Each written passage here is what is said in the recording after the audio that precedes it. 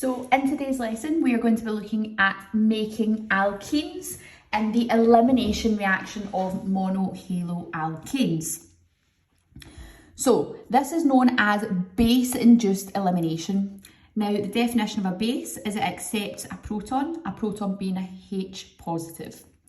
And we would want a strong base which fully dissociates into its ions. So we're probably wanting to use sodium hydroxide or potassium hydroxide, which would fully dissociate into the Na plus and OH minus.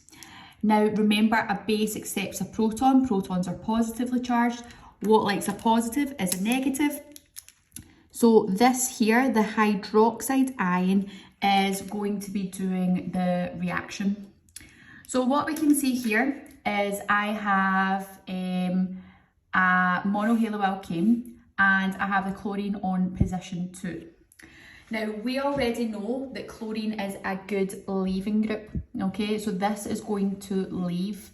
Now, what we can see is on either side, we have neighbouring hydrogens, either one on carbon number 1, or we can have one on carbon number 3 if we're counting them from left to right.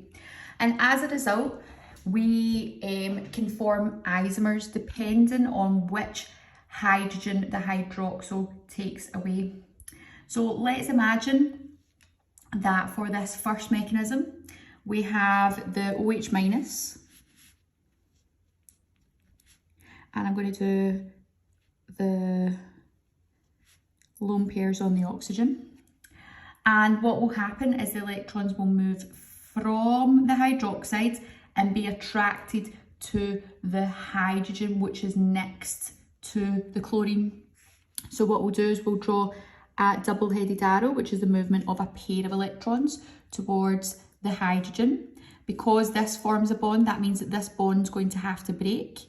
So we would form this here, where the bond between the carbon and the hydrogen breaks and collapses in to form a bond between the first two carbon atoms, and that would force the pair of electrons in the bond between the carbon and the chlorine to be kicked off as a chloride ion.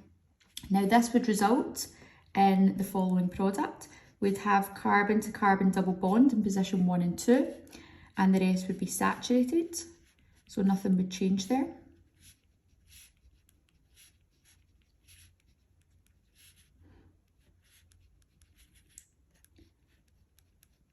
And we would also have our water, which would have been produced, plus our H2O. So just to reiterate, this here was my hydroxide. That's this part here. And this was the hydrogen that got removed from the monohaloalkane and formed a bond with the hydroxide ion to form a molecule of water. The chloride doesn't disappear. That will mean we'll also form my Cl minus,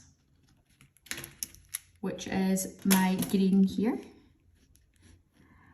But we also have the sodium ion, which was a spectator ion, so we would have sodium chloride, which was also produced.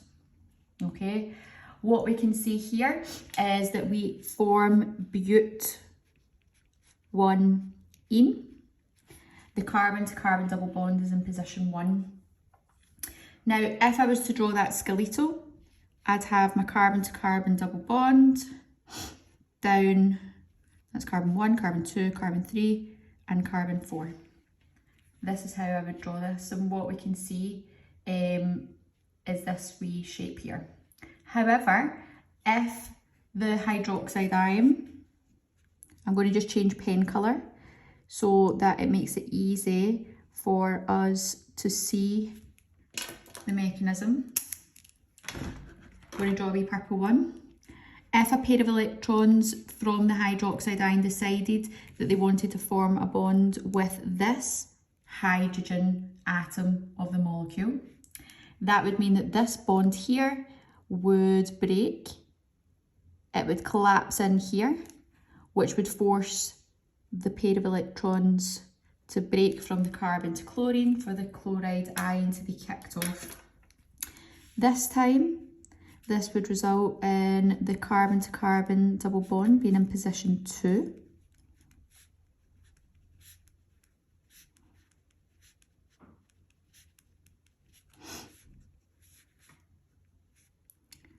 And this would produce but2ene, plus you would have your other byproducts, the water that was being produced.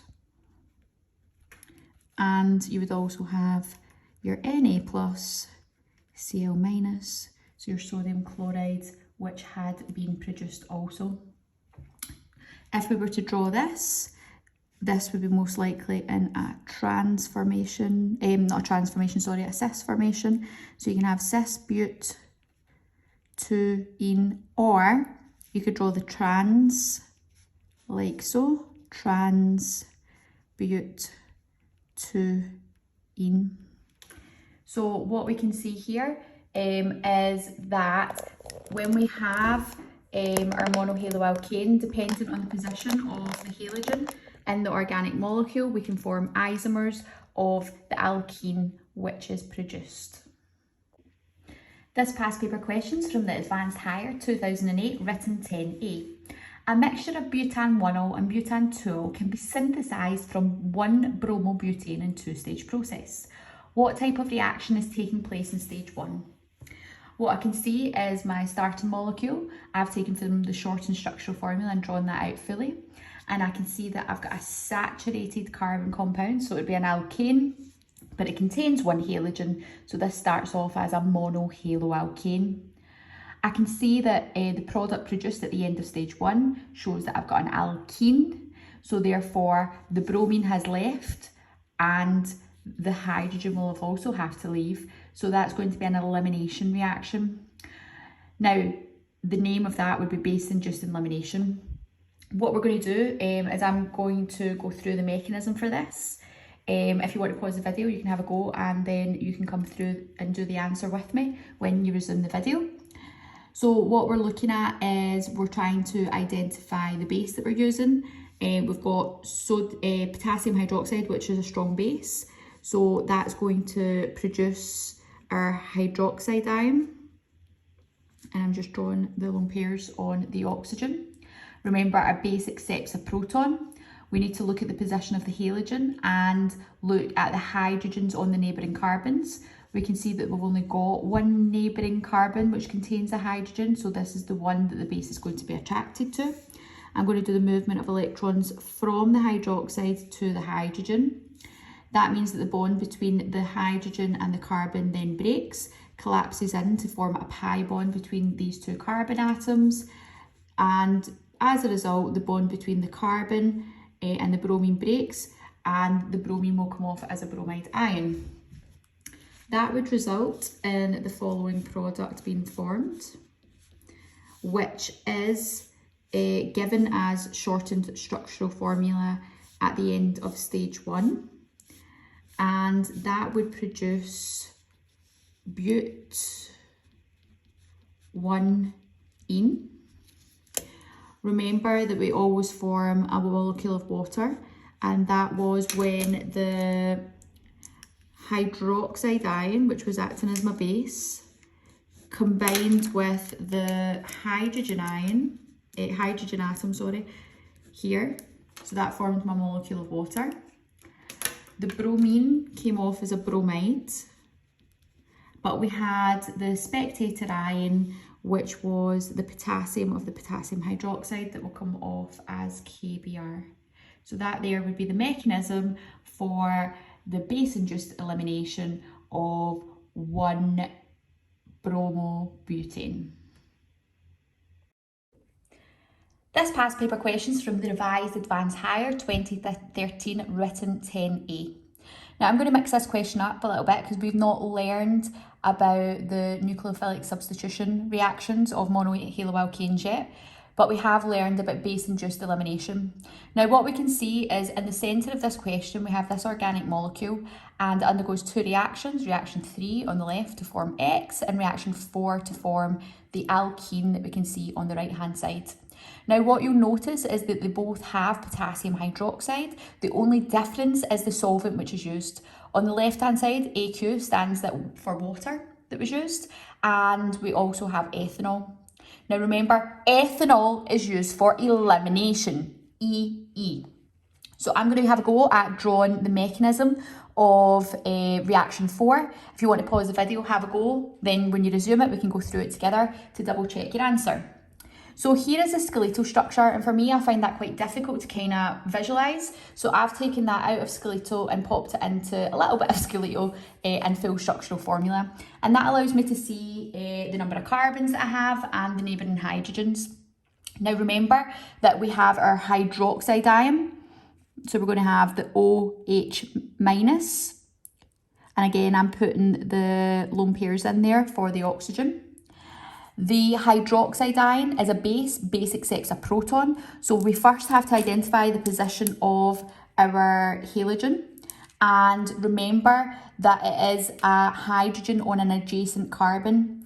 The only carbon that's adjacent or next to is this one here, which means this little hydrogen here is the one that's going to be removed. I draw a pair of electrons moving from the hydroxide ion towards the hydrogen. That means that the bond between the hydrogen and the carbon breaks to fold in to form a pi bond between these two carbon atoms. And again, this forces the bond between the carbon and the chlorine to come off as a chloride ion, which would result in this molecule being formed. 1, 2, and then we'd have this one here, 3. But obviously we want to keep it into skeletal structure for the question that we've been given, just so that we can see it. So I've got 1 carbon here and then double bond to here.